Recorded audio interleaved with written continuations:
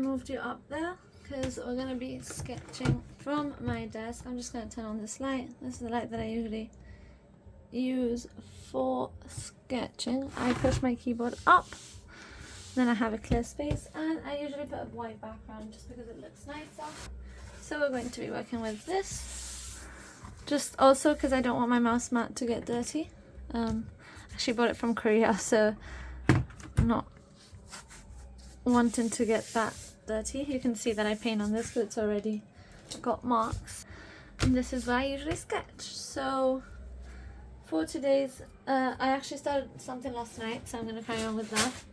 I know that seems to be a common occurrence, but I just like to sketch at night or when I have pockets of time. So I started this one.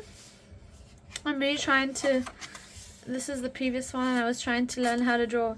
I can't remember whose video it was, but I was watching it, and she says she finds it easier to imagine every sort of part of the body as a cylinder, so that way she can think of how to shade it and how to draw it in a sort of 3D and easy manner. So, and she also said that overlapping, so when you start drawing, you try to draw like I did here, so nothing really overlaps or anything. There's no perspective, it's just a straight body. Obviously I wanted to do that because I wanted to try this method out, but so here I tried to sort of do some overlapping body parts, and I'm kind of happy with how it looks. Obviously it's just a rough sketch, so I want to carry it on and ink it and see how it comes out. So I had to cut out the audio here and start with a voiceover. There was too much noise in the background. There's actually a protest going on close by, and also my mom had her music on, so I decided it would probably be better to do a voiceover. It's quite sad because I did do this video thinking it would be good real-time content, but at the end of the day, a voiceover isn't a bad option either. So at the start of this sketch, I did start using the methods that I'd looked up online.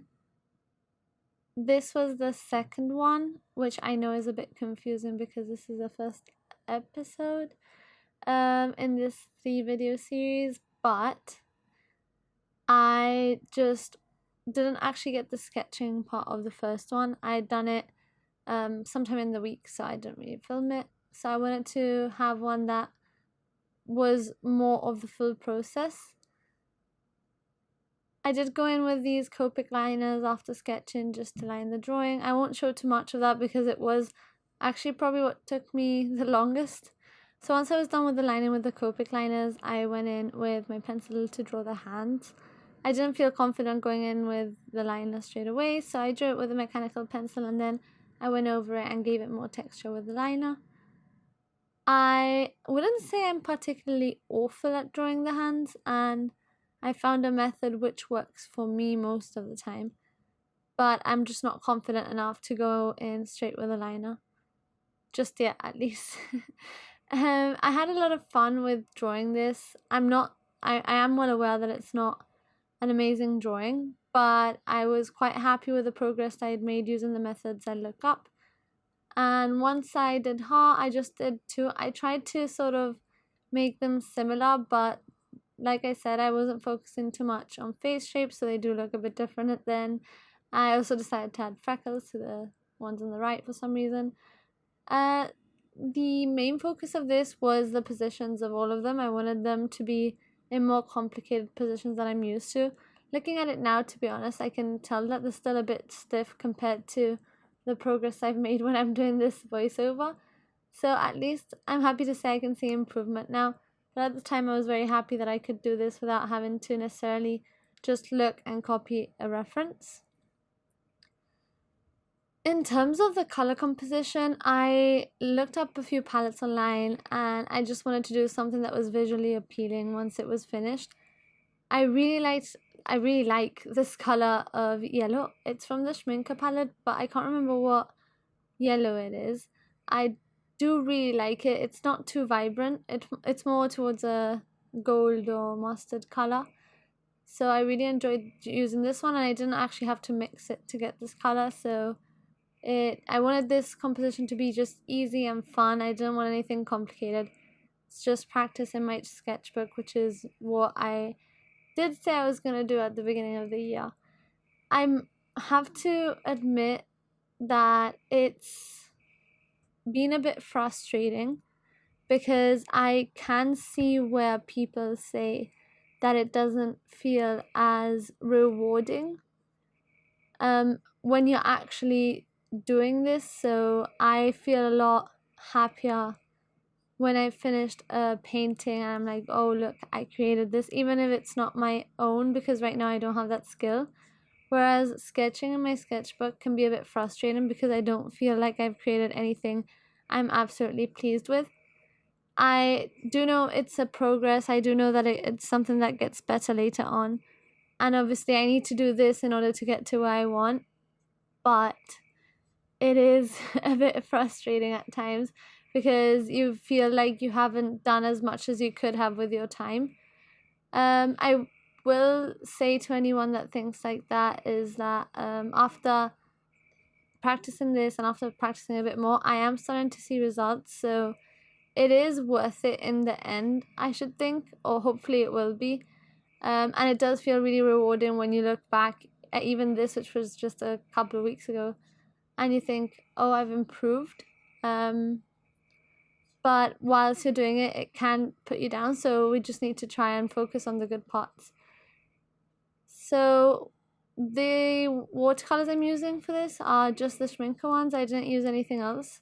I have been getting a bit more used to them, and I'm getting used to the paintbrushes. I'm really liking working with it. I think I might stop using them for my sketchbook though, because I am aware that they're quite expensive. And also I have other watercolors there which I also want to use. So I might change up my not my medium. I might change up the watercolors that I use on my next few sketchbook pieces and leave these more for when I'm doing a painting. So although I had the most content for this spread, I had the drawing process and the painting process. I'm mainly going to show you the painting and drawing process of this girl because if not, the footage was just a bit too long. I didn't want to cut it down by speeding it. I just sped it up to 2 times the speed. Actually, most of it is less than 2 times the speed. I think I did at 1.5, just because I wanted you to see more or less how long it takes to do, or it took me to do this. Plus, I think it's nicer to watch something that's a bit more real time. So I wanted to try that and see what you think. If you like it, let me know and I'll carry on doing this. I do have to cut out a lot of small bits in order to even get this much content in, so I hope it's okay and I hope it looks alright and that it is what you'd expect of a video like this. Will I be doing a lot more content like this? I don't think I'll be doing a lot of sketchbook content. I don't have that many pages left, but apart from that, I'm just going to try and actually do some paintings once I'm done with a few sketchbook spreads, just to see how far I've gotten and maybe what I can do. Also, I have an idea for a painting, so that's probably what I'm going to do next. But the first few videos that you'll see in the next few weeks will be this 3-part series where I do this spread, I paint another one which is the pages before this, and then another one after this. So you will see the progress of this sort of practice section and these 3 pages. At the end of the day, although I am aware that they're not my most amazing work, I am very happy with how they came out. I am happy that I gave it a try. I also really was surprised by how well the watercolors performed on this paper. This is not watercolor paper. I think it's probably more so mixed media-ish. It's not, I mean, I didn't add too much water to it, so I mean, I didn't really use it as I would usually use watercolors, but I did add a couple layers and it didn't really buckle and it held up really well. So I'm confident that I can use paints on this paper at least. That being said, I really didn't like how it worked with my gouache, so I think I'll stick to watercolor for this and maybe markers. The only issue with markers is that obviously you can see it on the next page, so sometimes it just wastes a page. I don't mind using them on this paper though. It is decent for it, I think. Just I personally don't like to waste papers, and if I draw with marker on one page, it'll spoil the next page. So it defeats the purpose for me, and it is quite a good sketchbook, so I want to try and not waste the space that it has. Once I do get to the end of the sketchbook, I think I have around 8 pages left or so. Once I do get to the end of the sketchbook, I want to go back to the beginning, to the page that I left out, and I want to make a painting there. So in the next month or so, if you want to suggest anything to put on the front page, let me know. I don't really have any ideas, but I'm looking forward to seeing some suggestions, and let's see what I do. So I think we're coming to the end of the video now. I do hope you enjoyed the video. I hope you enjoyed the content, and let me know what you think. If you did enjoy it, please don't forget to like and subscribe. It does really support me. I say this every video, so I won't drag it out. I post every 2 Fridays at 12:30. I think the time zone is GMT +1. So if you like my content, that's when you should expect to see it for now. I don't think I'll be making any changes to the schedule, but if I do, I'll let you know. Like I said, thank you for watching, and see you next time.